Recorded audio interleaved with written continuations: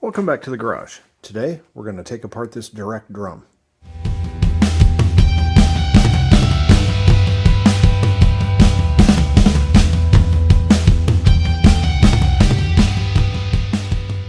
You might recall from the last video, I had a tool that wasn't working. This went in here, and these threads were trying to thread into this, which meant that the puller just wasn't pulling. The solution we're going to try is I just took a MIG and ran a bead around there. So there is now no way that that's going to thread onto there. So now I just need to reassemble this and we can pull this apart. Reassembly and disassembly is real simple. It just had a external snap ring in this groove here at the end. So this just goes back in there.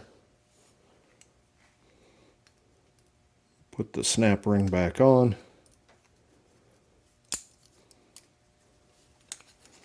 Just like that. We take the handle end, thread it back into the tool.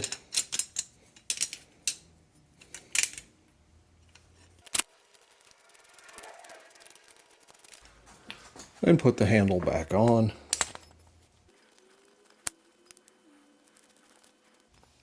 Alright, now we're ready to try to take this thing apart again. The way this tool works is these legs here and here. They've got this little flat piece. They go into this ring groove, the snap ring groove, on two sides. And then these feet are going to push down on the outside of this so we can compress the springs down here. And then remove this snap ring.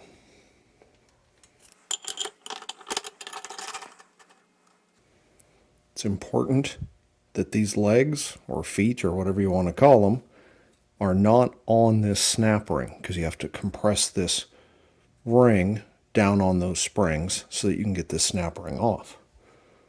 Just make sure you have clearance all the way around. Then tighten this guy up, which will push down on this.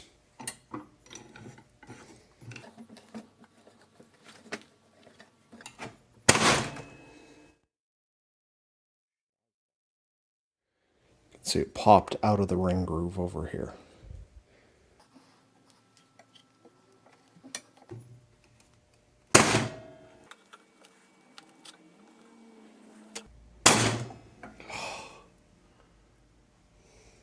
All right. This tool is officially a piece of shit. The radius on this piece of the tool right here is smaller than the radius of this. What's happening is when this is fully in the groove, these corners are maybe halfway out the ring groove. So I'm going to take the bench grinder and shallow that. I'm going to take the bench grinder and smooth some of that off of there to hopefully keep these corners further in. We'll see if that helps.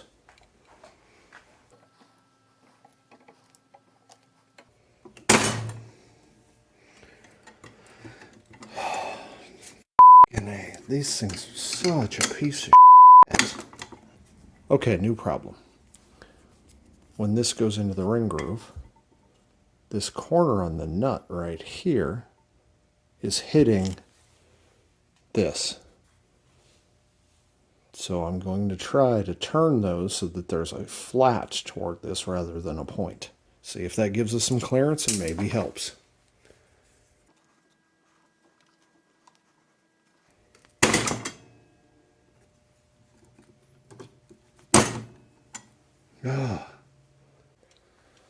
The key to making this work, I ground on these, but what really helped was grabbing these two and just pulling them apart, stretching it out. The tension outward just wasn't enough to hold in this drum. But so I grabbed onto it, pulled it. I probably separated from here to here by another at least inch, maybe close to 2 inches. That puts a lot more tension on it, and it worked a lot better. Still have to do this fix here. And it probably still needs to be ground here to make sure that the radius is closer to your drum. But the key is grab these two and just pull it apart.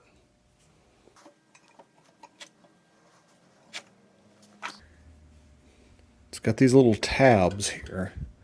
You have to compress it to get those tabs below this lock ring. Then you can just take the circlip pliers, move that so that the lock tab isn't in my way.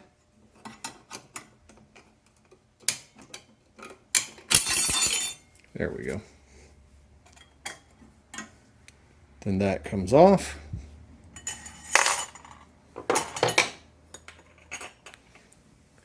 Then we can loosen this back up.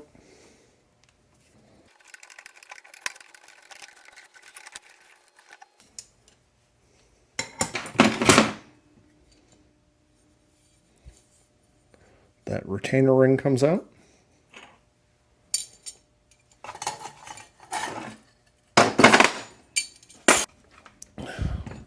Notice these springs. There are 9 springs, but they're purchased for 15. So we've got 3, then 2 empties. That'll be important when you put it back together. Next, this piston comes out. We've got a seal here that needs to be replaced. Again, this bushing, this is a wider bushing, so this one tells it's a 71 and later. The earlier ones, this is a thin bushing. And this slot here for fluid, it's actually a hole on the early ones. So 1970 and earlier, there's a hole here with a thinner bushing. This is a better unit. There we go. Drums disassembled. Thanks for watching.